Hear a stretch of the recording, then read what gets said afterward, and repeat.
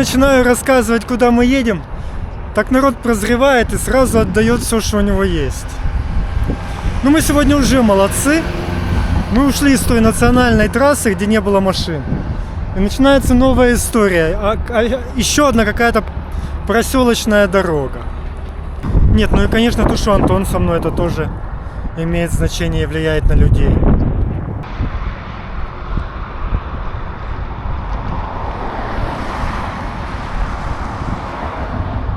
Нас подвезли километров на 10. Я спрашиваю, где тут можно палатку поставить? И водитель вывез меня из поселка своего. Тут такой вот заброшенный мотель. И в принципе, тут можно поставить палатку. Я вижу, что есть какие-то соседи, какие-то домики. Там я могу спросить воды. Что-то в этом путешествии нам не удается найти красивого места для ночлега. Чего так? Осенью, что не вечер, то в лесочке. А тут черти что. Ну ладно, бог с ним. Приехала целая делегация. Сосед с женой и еще 3 на машине. Оказалось, может это сосед позвал или что, хрен знает. Оказалось, что это земля. Тут заброшенный мотель, это земля вот того человека, который на машине приехал. Расспросили, кто мы, что мы. Нужна ли нам помощь? Нет, нам помощь не нужна. Короче, в результате он мне протягивает 10 евро. Я говорю, не, мне не надо. У нас все есть. Ну, в общем, в результате я взял.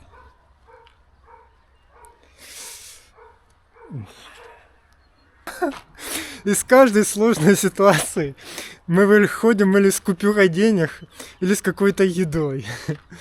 Да. Меня плохо видно, потому что мы в палатке сидим, готовим ужин, и уже почти стемнело. То есть, получается, сегодня было 4 машины. 114 километров, кстати, мы проехали. 4 машины. Из второй машины женщины накормили нас обедом, прям полноценным. Большая булка с сыром, с мясом каким-то. Бутылочка колы, вкусное пирожное и упаковка печенья большая. Это каждому. С 3 машины водитель дал нам целую буханку большую мягкого хлеба белого и большой кулек кексов. И вечером приехал на машине владелец участка, где мы встали с палаткой, и дал еще 10 евро. Не, ну я понимаю, что на них производит впечатление, как далеко мы путешествуем автостопом, как долго, и то, что со мной ребенок. И поэтому они нам помогают, стремятся чем-то угостить, дать денег, поддержать. Но что я могу с этим сделать? Ну что, формулируем правило. Попросил воды в селе, жди полицию. После того, как эта делегация местных жителей во главе с хозяином этого участка уехала, уже когда стемнело, к нам дважды полиция приезжала. Сперва такой подъезжает, а с вами ребенок есть? Children. Я говорю, children? 20 лет, мой сын. Он такой, ну ладно, и уехал. А чуть позже еще приехала полиция, проверили тщательно наши документы, порасспрашивали, куда мы едем и почему вот таким вот образом путешествуем. Ну, тоже уехали, все нормально. Ни дня без дождя. Немножко уже устал от него. Когда уже тут юг без дождей? А еще как стемнело, дождь начался с сильным ветром. А я так неудачно поставил палатку, колышки нельзя в землю запихнуть. И они не держат. Так ветром ее разметало. У нас же еще вход порван. Молния испортилась. В общем, мы слегка намокли. Но ничего страшного. Не прям сильно. Не прям сильно. Нормально. Начинается новый день. И машины туда-сюда. Если солнцу вставать не лень, И для нас, значит, ерунда. Вот тут мы эту ночь ночевали. На задворках этого заброшенного мотеля. Нас в ту же минуту подобрали, но я заговорился и пропустил наш поворот. И нас слегка завезли не туда. А не все так страшно. Мы совсем чуть-чуть проехали, и нам что так нужно было там пару километров по проселочной, что здесь пару километров по проселочной, а потом они сходятся. Все нормально. Все нормально. Можно сильно не расстраиваться. Дождя нету. Мы стоим за круговым перекрестком. Машины... Мужчина только что остановился. Говорит, очень жаль, подвезти вас не могу, потому что полностью забит. У него реально только одно место свободное. А за ним молодая девушка ехала, вот прям тоже остановилась, потому что он дорогу перекрыл. Я такой ей помахал, подвези, пожалуйста. Она такая, не.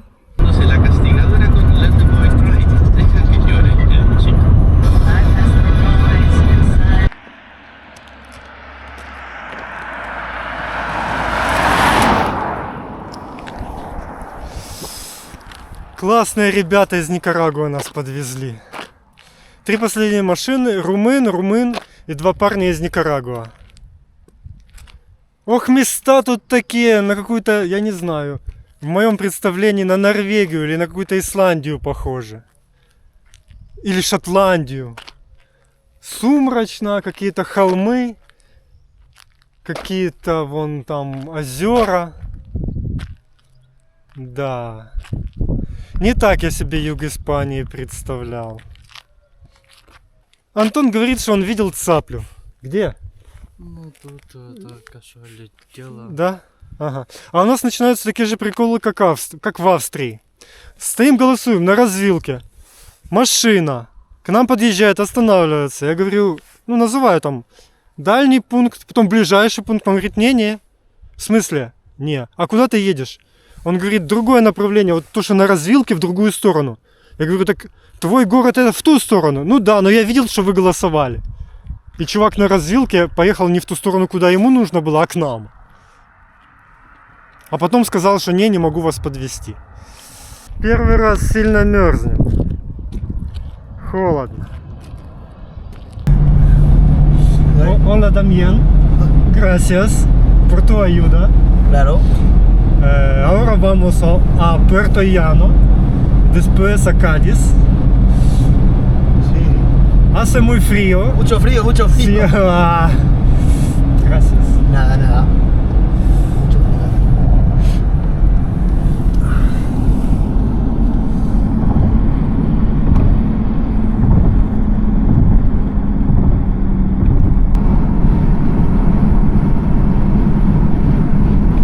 Красивые места. Но что ж так холодно?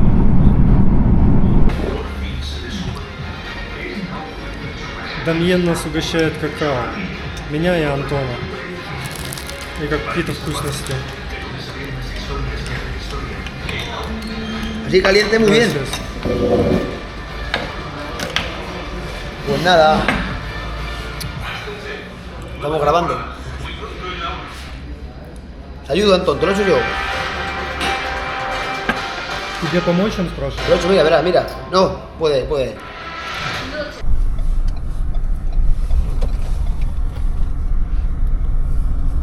Mira, aquello es lo que te digo del rasol. Aquellos tubos que salen humo. Tubos.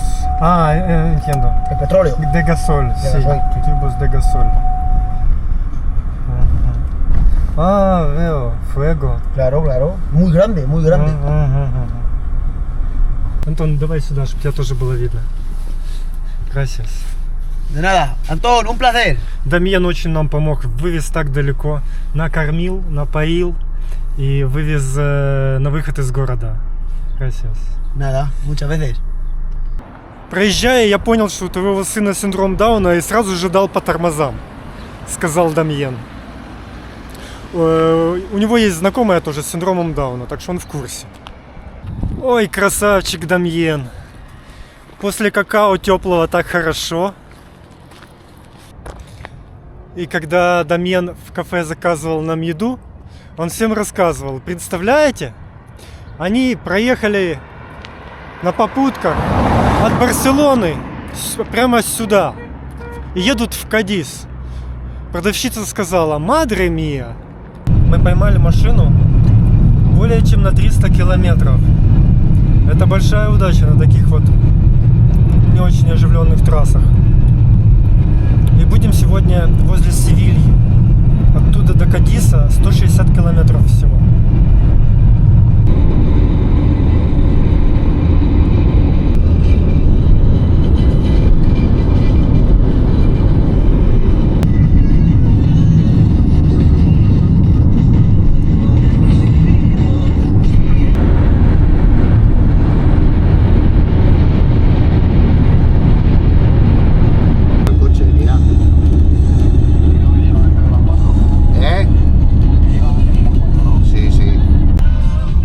Перевалили через очень красивые горы.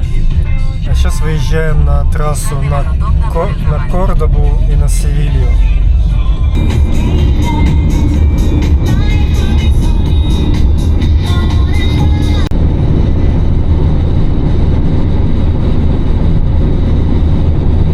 Ya hemos llegado a Sevilla.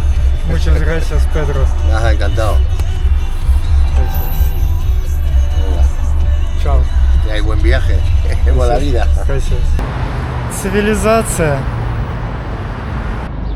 Чувствуйте себя как дома. Мы уже покушали. Тут уже не так и жарко в Севилье. Когда солнце выглядывает, жарище прям. Как только за тучку заходит, я сразу курточку одеваю.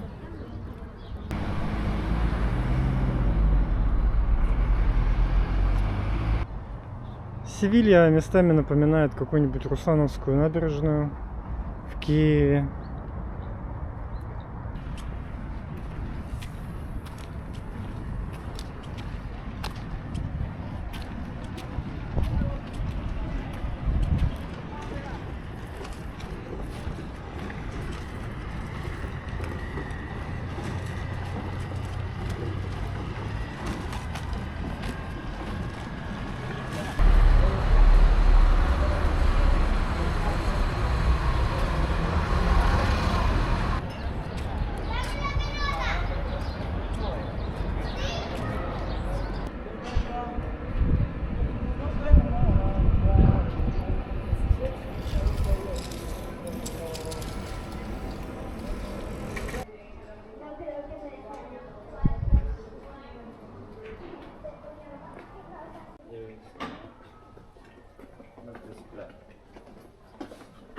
Центр Севильи зачетный, езди погулять. Улочки красивые. А мне нравится.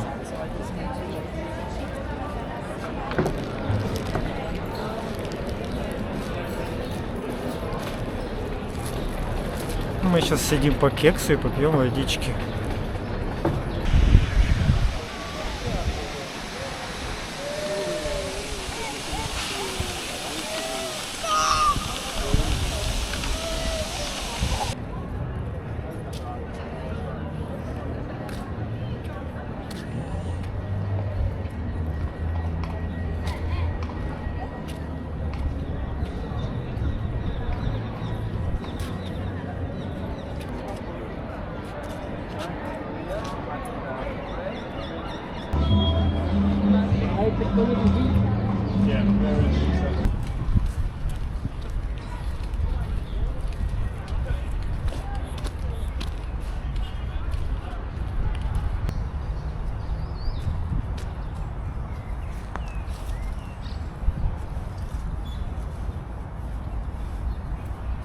Долго-долго идем по Севилье. И Антон такой сильный, я прям не ожидал. Я думал, что он будет подавать признаки усталости. Но нет, вообще, молодец. Бодренький. Да.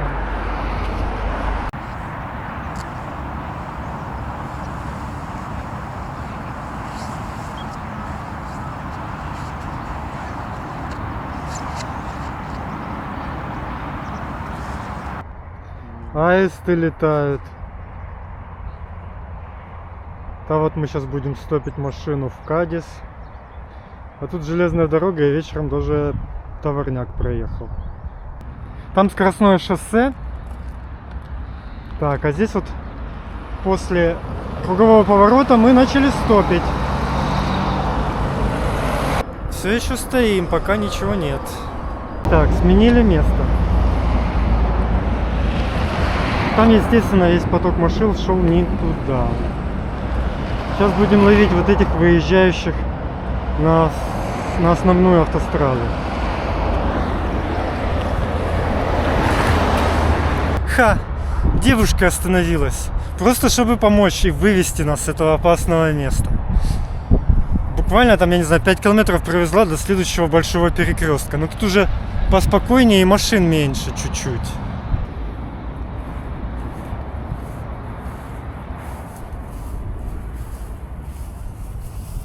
Вот бывает, стоишь на каком-то месте, голосуешь, стоишь долго, уже начинаешь думать, а что же делать, а что нужно поменять, может куда-то перейти. Уже в округе все интересные моменты, детали рассмотрел. Уже стоишь, блин, что же делать? И потом вдруг появляется машина и увозит тебя. И эта ситуация заканчивается совершенно. И больше тебя не волнует. И ты появляешься совершенно в другом месте, совершенно в другой ситуации. Меняем план. По скоростному шоссе ехать не будем. С ребенком там точно делать нечего, машины несутся. И очень некомфортно. Сейчас переходим на локальную дорогу. Хоть 3 дня будем по ней ехать, зато спокойно. Шла Саша по шоссе и сосала сушку. В Севилье, в городе самом, все равно по-любому пришлось начинать с большой со скоростной трассы. Но благодаря этой девушке, которая подвезла нас километров на 5, мы оказались рядом с локальной трассой. Тут совсем недалеко, сейчас переходим. Покинуть скоростное шоссе для Антона могло оказаться непосильной задачей. Но, слава богу, нашли дырку в сетчатом заборе.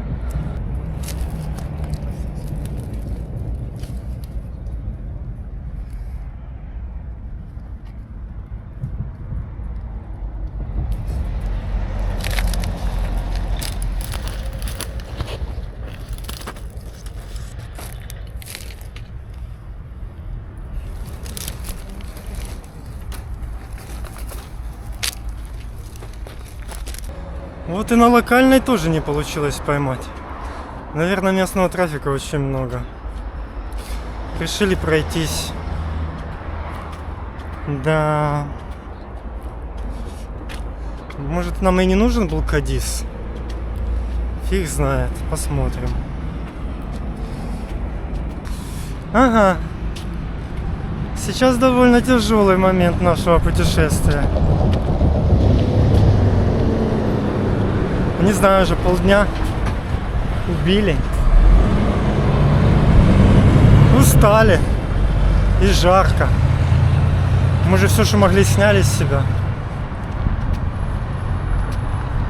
Пум-пум-пум. Сейчас бы супермаркет.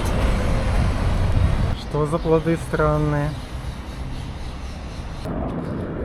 Мы поели кефир и булочки. Сил у нас уже больше.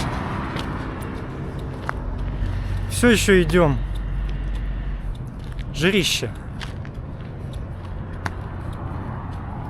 Промзона какая-то. Вчера мы проехали километров 350, а сегодня пока 5. Второй день ходьбы. Вчера аж по Севилье ходили. Вот сейчас еще раз попробовали стопить. Ну, машин гораздо меньше. Ну, не обращают внимания. Такое впечатление, что по-прежнему они где-то тут вот по этой промзоне. Это не местные жители. Идем дальше. Ну, там даже в 2 километрах будет не село. Ну, какой-то населенный пункт. Урбанизацион. Посмотрим, может там будет лучше. Я начал думать, а нужен ли вообще нам этот Кадис? Может, ну его? Мы уже целый день убиваем. Если нам отсюда прямо ехать в Португалию, подумал я. Потому что ж прикол в чем? Что если мы сейчас заедем в Кадис, то назад по этой же дороге до Севильи. Но я сейчас посмотрел, если нам сейчас сразу в Португалию ехать, так это по этой же дороге еще там 5 километров, потом будет поворот на Португалию. Налево в Кадис, а направо в Португалию. Так что мы по-любому сейчас должны в этом направлении. На такой маленькой дороге мы еще не стопили в этой поездке. Перекресток. Вот туда Португалия, а вот сюда Кадис. Да, по скоростному шоссе уехать не удалось. Все нормальные машины там. Вот сейчас будем по вот такой.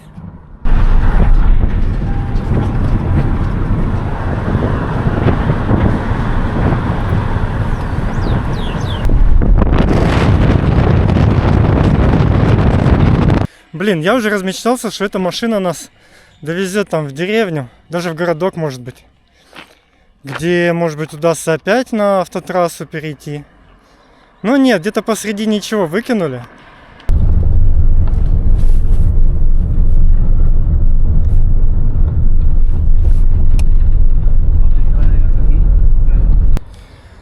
Мы заработали еще 50 евро.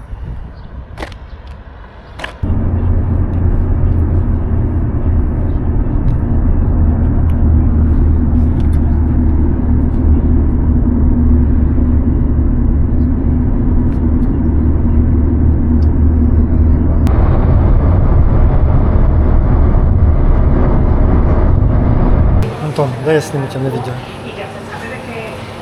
Нас опять угощают кофе, точнее какао и пирожные. Математик Антонио и его друг Диего. Я потом расскажу.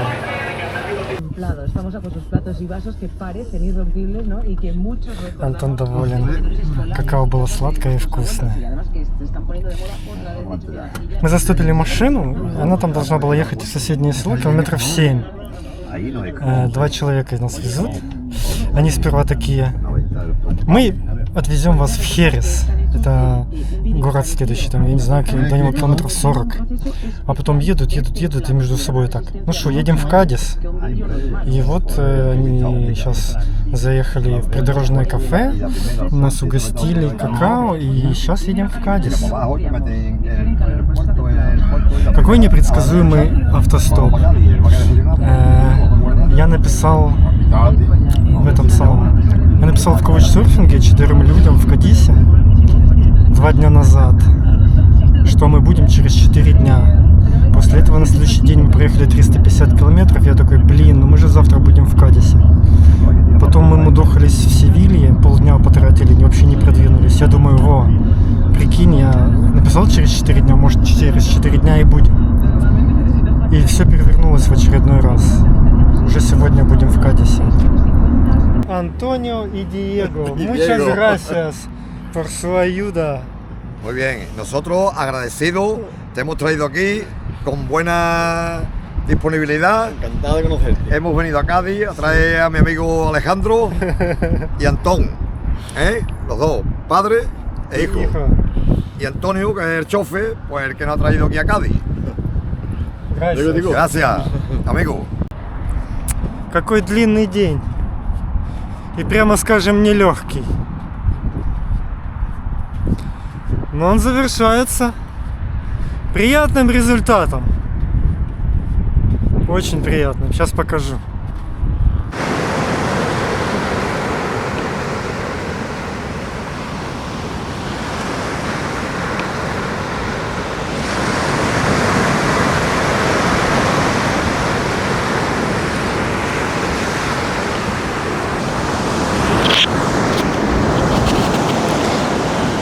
Вообще как-то не верится, что это Атлантический океан. Он такой спокойный по сравнению с Тихим. Мы сейчас будем тут немножко отдыхать, потом расставить палатку на пляже. А завтра уже будем наслаждаться.